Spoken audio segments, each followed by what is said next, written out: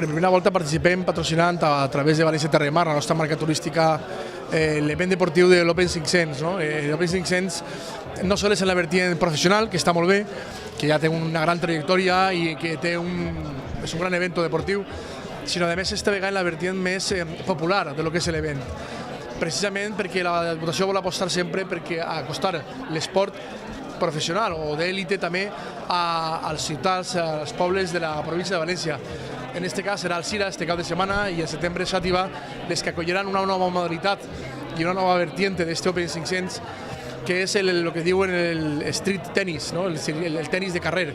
per a que la gent i els joves, els xiquets de 4 a 16 anys puguen jugar i poden disfrutar durant un dia de lo que és l'experiència del tennis, evidentment promocionant el que és l'Open 500,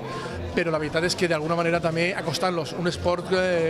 molt divertit, molt entretingut, que té cada vegada en la comunitat valenciana grans referents,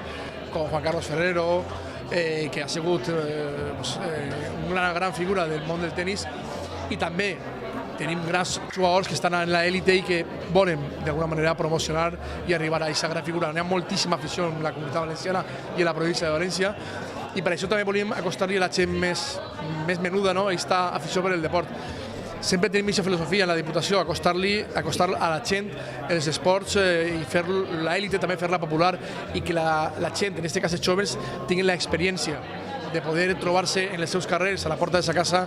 una experiencia como es la de jugar a tenis. Los torneos cada año, pues bueno, siempre se intenta mejorar, ¿no? Los pequeños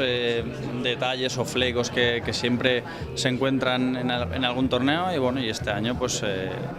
razón de más, cada año pues es el primer año que voy a entrar como director del torneo e intentar, pues si cabe, mejorar ya un torneo que está muy asentado y que está funcionando muy bien. Esta etapa en mi vida pues ahora mismo pues es muy diferente a lo que era antes, ¿no? El estar siempre de aquí para allá viajando, jugando, pues es algo que bueno, que se echa de menos al principio, pero que bueno, que ahora ya, después de, ya han pasado unos cuantos meses, pues estoy bastante acostumbrado y la verdad es que lo estoy llevando muy bien.